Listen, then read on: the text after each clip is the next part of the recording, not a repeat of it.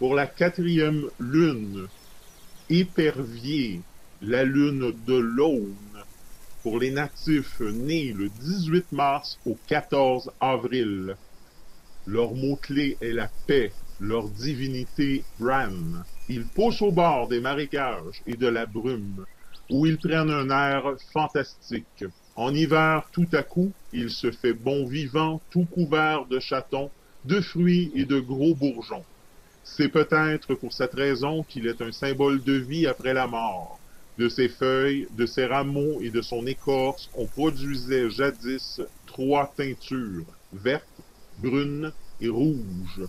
En raison de sa résistance proverbiale à l'eau, l'aune a été utilisée depuis les temps les plus reculés comme support de fondation.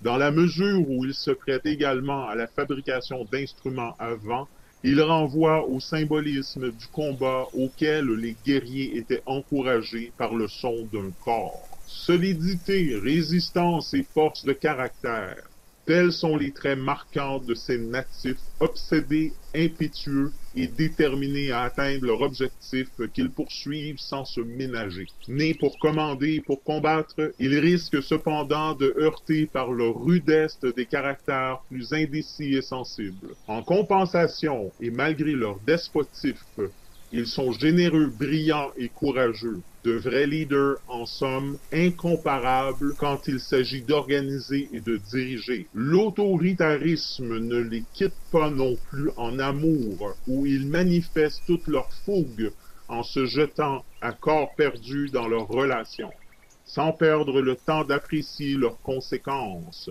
Ils font preuve d'une sexualité brûlante, mais peu attentive aux besoins de leurs partenaires. Quand ils convoitent un objectif, ils ne se soucient pas un instant de blesser pourvu qu'il arrive à leur fin. Les zones humains sont des êtres entiers, obsédés, impétueux. Leurs manières sont un peu rudes et la brusquerie de leur attaque peut être tout à fait déconcertante.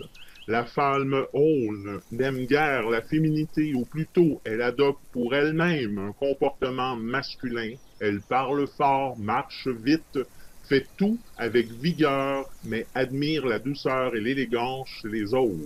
D'une efficacité sans pareille pour régler les problèmes d'ordre ménager, l'homme Hall développe une formidable intelligence pratique, mais pour le reste, il manque totalement d'imagination et surtout, il est trop pressé pour aimer couper les cheveux en quatre. Ne comptez pas sur l'indulgence ou sur la compassion des autres. En revanche, vous pouvez compter sur leur franchise. Bien au-delà du suffisant autoritaire, souvent impatients, les aulnes sont néanmoins de bons parents, jamais à court d'idées en matière de jeux, de balades, de voyages, intuitifs et pleins de bon sens. Ils règlent les problèmes des adolescents vite fait, bien fait, sans trop de discours, mais sans trop de casse non plus. Sur ce, je vous dis merci d'avoir été avec moi pour cette vidéo et à la prochaine.